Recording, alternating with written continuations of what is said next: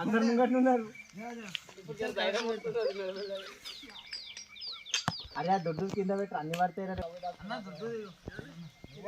గుంజా వెళ్ళాను ఒక్కటి వాడేది వారా చూడవు. దీపక్ గారు కూడా వస్తుంది.